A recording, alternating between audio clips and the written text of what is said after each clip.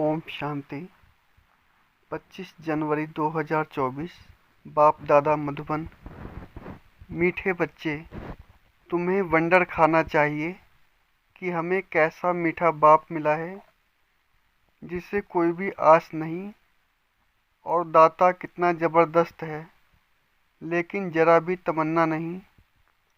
प्रश्न: बाप का वंडरफुल पार्ट कौन सा है? 100% निष्कामी बाप किस कामना से सृष्टि पर आया है? उत्तर: बाप का वंडरफुल पार्ट है पढ़ाने का। वह सर्विस के लिए ही आते हैं, पालना करते हैं, पुचकार देकर कहते हैं मीठे बच्चे यह करो, ज्ञान सुनाते हैं, लेते कुछ नहीं।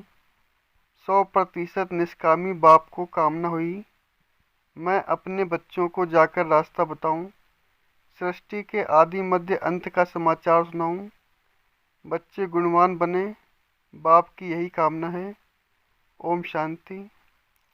मीठे मीठे रूहानी बच्चों को रूहानी बाप ऐसा मिला हुआ है जो कुछ लेता नहीं है, कुछ खाता नहीं, कुछ पीता नहीं, तो उनको कोई आस व उम्मीद नहीं है। और मनुष्यों को कोई न कोई आस जरूर होती है, धनवान बने, सफल फलाना बने। उनको कोई आस नहीं, वह अभोक्ता है। तुमने सुना था एक साधु कहता है मैं कुछ खाता पीता नहीं। यह तो जैसे कॉपी करते हैं। सारे विश्व में एक ही बाप है जो कुछ लेता करता नहीं। तो बच्चों को ख्याल करना चाहिए कि हम किसके बच्चे हैं, बाप कैसे आकर इनमें प्रवेश करते हैं। खुद की कोई तमन्ना नहीं, खुद तो गुप्त है। उनकी जीवन कहानी को तुम बच्चे ही जानते हो। तुम्हारे में भी थोड़े हैं जो पूरी रीति समझते हैं। दिल में आना चाहिए कि हमको ऐसा बाप मिला है जो कुछ खाता न पीता न लेता, कुछ भी उनको दरकार नहीं। ऐसा तो कोई हो न सकता। एक ही निराकार ऊंच ते ऊंच भगवान ही गाया हुआ है, उनको ही सब याद करते हैं। वह तुम्हारा बाप भी अभोक्ता, टीचर भी अभोक्ता, तो सतगुरु भी अभोक्ता। कुछ भी लेते नहीं, लेकर वह क्या करेंगे? यह भी वंडरफुल बाप है। अपने लिए जरा भी आस नहीं। ऐसा कोई मनुष्य होता नहीं। मनुष्य को तो खाना कपड़ा आदि सब चाहिए, मुझे कुछ नहीं चाहिए। मुझे तो बुलाते हैं कि आकर पतितों को पावन बनाओ। मैं हूँ निराकार, मैं कुछ नहीं लेता। मुझे तो अपने आकार ही नहीं है। मैं सिर्फ इसमें प्रवेश करता हूँ, बाकी खाती पीती इनकी आत्मा है। मेरी आत्मा को कुछ भी आस नहीं। हम सर्विस के लिए ही आते हैं। सोच करना होता है कैसा वंडरफुल खेल है। एक बाप सबका प्यारा है, उनको जरा भी आस नहीं। सिर्फ आकर पढ़ाते हैं, पालना करते हैं, पुचकार देते हैं मीठे बच्चे यह करो, ज्ञान सुनाते हैं, लेते कुछ भी नहीं। करन करावनहार बाप ही है। समझो कुछ शिव बाबा को दिया, वह क्या करेंगे? टोली लेकर खाएंगे। शिव बाबा को शरीर ही नहीं तो लेवे कैसे? और सर्विस देखो कितनी करते हैं। सबको अच्छी अच्छी मत देकर गुलगुल बनाते हैं। बच्चों को वंडर खाना चाहिए। बाप तो है ही दाता, दाता भी कितना ज़बरदस्त, और कोई तमन्ना नहीं। ब्रह्मा को बल फुरना है, इतने बच्चों की संभाल करनी है, खिलाना पिलाना है। पैसा जो भी आता है वह शिव बाबा के लिए ही आता है। हमने तो सब कुछ स्वाहा कर दिया। बाप की श्रीमत पर चल अपना सब कुछ सफल कर भविष्य बनाते हैं। बाप तो 100% निष्कामी है। सिर्फ यही फुरना है कि सबको जाकर रास्ता बताऊं, सृष्टि के आदि मध्य अंत का समाचार सुनाऊं। और तो कोई जानते नहीं, तुम बच्चे ही जानते हो। बाप टीचर के रूप में पढ़ाते हैं, फीस आदि कुछ नहीं लेते। तुम शिव बाबा के नाम पर लेते हो, वहाँ रिटर्न में मिलता है। बाबा मैं यह तमन्ना है क्या कि हम नर से नारायण बने। बाप तो ड्रामा अनुसार पढ़ाते हैं।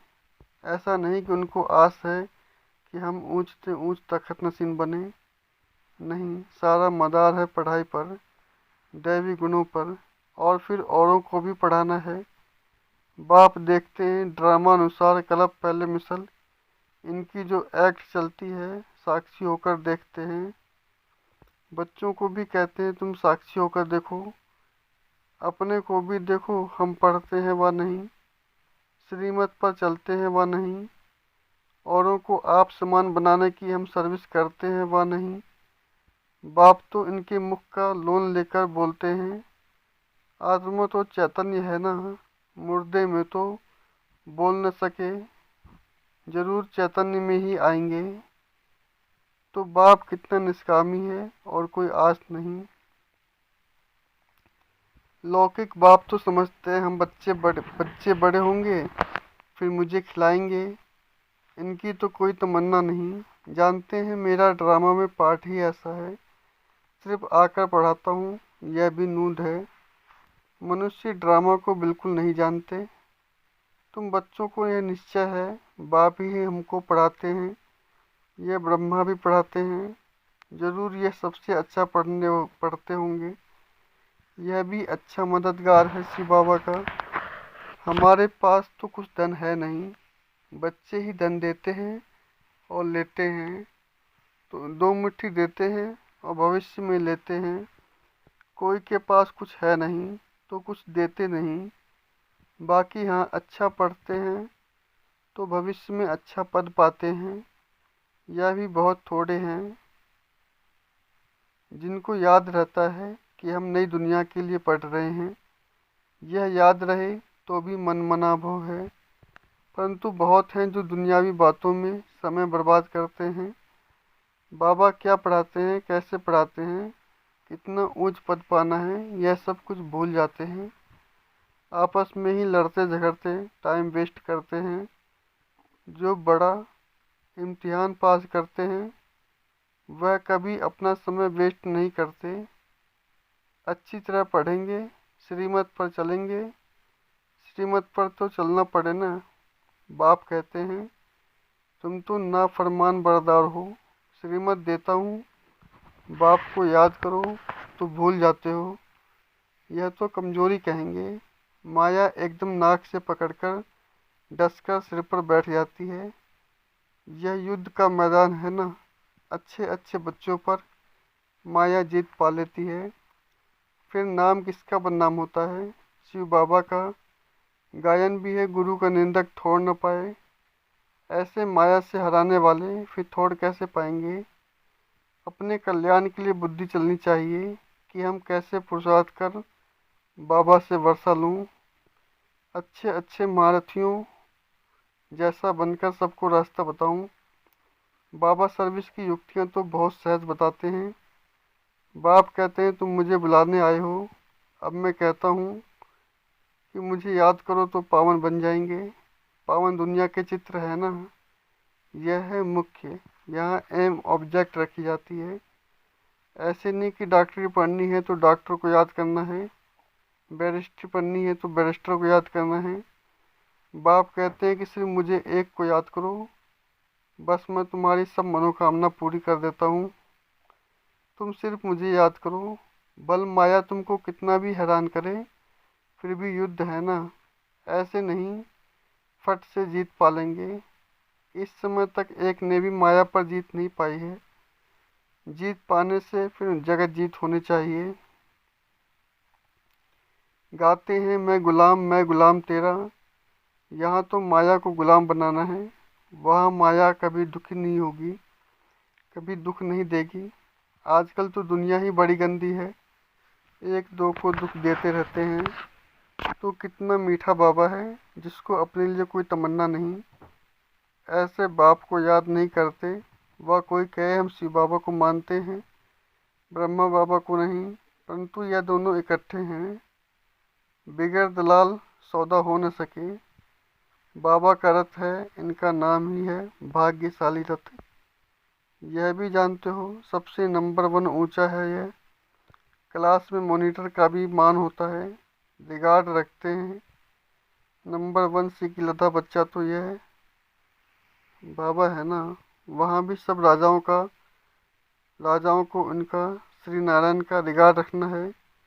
यह सब समझें तब रिगार्ड रखने की अकल आए।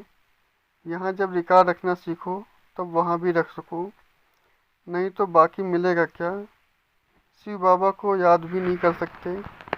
बाप कहते हैं याद से ही तुम्हारा बेड़ा पार होता है, बेहद की रज़ाई देते हैं। ऐसे बाप को कितना याद करना चाहिए, अंदर में कितना लव होना चाहिए। इनका देखो बाप से कितना लव है। लव हो तब तो सोने का बर्तन बने। जिनका बर्तन सोने का होगा उनकी चलन बड़ी फर्स्ट क्लास होगी। ड्रामा अनुसार राजधानी स्थापना होती है, उनमें तो सब प्रकार के चाहिए। बाप समझाते हैं बच्चे तुम्हें कभी भी गुस्सा नहीं करना है। समझना चाहिए हम अगर सर्विस नहीं करते तो गोया टाइम वेस्ट करते रहते हैं। शिव बाबा के यज्ञ की कोई सर्विस नहीं करेंगे तो मिलेगा क्या। सर्विस एबल ही ऊंच पद पाएंगे। अपना कल्याण करने के लिए शौक रखना चाहिए, नहीं करते तो पद भ्रष्ट करते हैं। स्टूडेंट अच्छा पढ़ते हैं तो टीचर भी खुश होगा, समझेंगे ये हमारा नाम बाला करेंगे, इनके कारण हमको इजाफा मिलेगा। बाप टीचर आदि सब खुश होंगे। अच्छे सपूत बच्चों पर माँ बाप भी कुर्बान जाते हैं। जो बहुत अच्छी सर्विस करते हैं तो बाप भी सुनकर खुश होते हैं। जो बहुतों की सर्विस करते हैं उनका जरूर नामाचार होगा, ऊंच पद भी वही पा सकेंगे। रात दिन उनको सर्विस का ही ऑनर रहता है। खान पान की परवाह नहीं रखते, समझाते समझाते गला घुट जाता है। ऐसे सीख जैसे सर्विस बच्चों को ऊंच पद पाना है। यह तो 21 जन्म की बात है, सो भी कल्प कल्पांतर के लिए। जब रिजल्ट निकलेगी तब समझेंगे किसने सर्विस की है, कितनों को रास्ता बताया है। कैरेक्टर को भी सुधारना ज़रूरी है। महारथी घोड़ेसवार प्यादे नाम तो है ना, सर्विस नहीं करते तो समझना चाहिए हम प्यादे हैं। ऐसे कोई न समझ सके कि हमने धन से मदद की है इसलिए हमारा पद ऊंचा होगा, यह बिल्कुल भूल है। सारा मदार सर्विस और पढ़ाई पर है। बाप तो बहुत अच्छी रीति समझाते रहते हैं कि बच्चे पढ़कर ऊंच पद पाएं, कलप कलप का अपने को घाटा न डालें। बाबा देखते हैं यह अपने को घाटा डाल रहे हैं, इनको पता नहीं पड़ता, इसमें ही खुश हो जाते हैं कि हमने पैसे दिए हैं इसलिए माला में नज़दीक आएंगे। परंतु भल पैसा दिया लेकिन नॉलेज नहीं धारण की, योग में नहीं रहे तो वह क्या काम की। अगर रहम नहीं करते तो बाकी बाप को क्या फॉलो करते हैं। बाप तो आए ही हैं बच्चों को गुलगुल बनाने। जो बहुतों को गुलगुल बनाएंगे उन पर बाप भी बलिहार जाएंगे। स्थूल सर्विस भी बहुत है। जैसे भंडारे की बाबा बहुत महिमा करते हैं, उनको बहुतों की आशीर्वाद मिलती है। जो जितनी सर्विस करते हैं वह अपना ही कल्याण करते हैं। अपनी हड्डियां सर्विस में देते हैं, अपनी ही कमाई करते हैं। बहुत हड्डी प्यार से सर्विस करते हैं। जो खिटपिट करते हैं वह अपनी ही तकदीर खराब करते हैं। जिनमें लोभ होगा उन्हें वह सताएगा। तुम सब वानप्रस्थी हो, सबको वाणी से परे जाना है। अपने से पूछना चाहिए सारे दिन में हम कितनी सर्विस करते हैं। कोई बच्चों को तो सर्विस बगैर सुख नहीं रहता। कोई कोई ग्रहचारी बैठती है बुद्धि पर व पढ़ाई पर। बाबा तो सबको एक रस पढ़ाते हैं।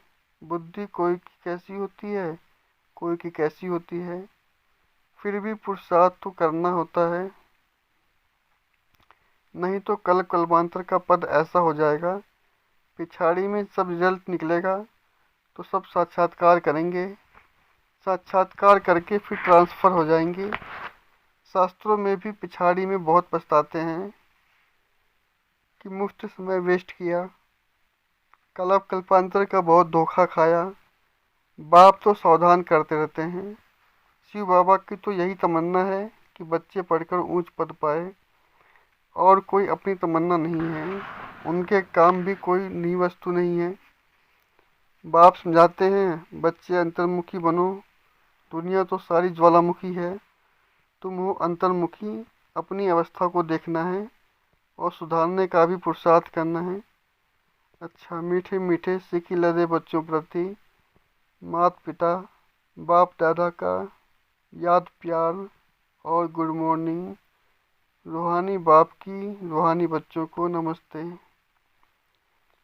धारणा के लिए मुख्य सार, साक्षी होकर स्वयं के पाठ को देखो। हम अच्छी रीति पढ़कर दूसरों को पढ़ाते हैं या नहीं? आप सामान बनाने की सेवा करते हैं? अपना समय दुनियावी बातों में बर्बाद मत करो। दूसरा पॉइंट, अंतर्मुखी बन अपने आप को सुधारना है, अपने कल्याण का शौक रखना है, सर्विस में बिजी रहना है, बाप समान रहमदिल बनना है। वरदान, हर समय अपनी दृष्टि वृत्ति कृति द्वारा सेवा करने वाले पक्के सेवाधारी भव। सेवाधारी अर्थात हर समय श्रेष्ठ दृष्टि से वृत्ति से कृति से सेवा करने वाले। जिसको भी श्रेष्ठ दृष्टि से देखते हो तो वह दृष्टि भी सेवा करनी है। वृत्ति से वायुमंडल बनता है। कोई भी कार्य याद में रहकर करते हो तो वायुमंडल शुद्ध बनता है। ब्राह्मण जीवन का श्वास ही सेवा है। जैसे श्वास न चलने से मूर्छित हो जाते हैं, ऐसे ब्राह्मण आत्मा सेवा में बिजी नहीं तो मूर्छित हो जाती है। इसलिए जितना स्नेही उतना सहयोगी, उतना ही सेवाधारी बनो। स्लोगन, सेवा को खेल समझो तो थकेंगे नहीं, सदा लाइट रहेंगे। आज की अव्यक्त वाणी, अव्यक्त साइलेंस द्वारा डबल लाइट फरिश्ता स्थिति का अनुभव करो। सदा डबल लाइट स्थिति में रहने वाले निश्चय बुद्धि निश्चिंत होंगे, उड़ती कला में रहेंगे। उड़ती कला अर्थात ऊंचे से ऊंची स्थिति। उनके बुद्धि रूपी पाँव धरनी पर नहीं, धरनी अर्थात देह भान से ऊपर। जो देह भान की धरनी से ऊपर रहते हैं वह सदा फरिश्ते हैं,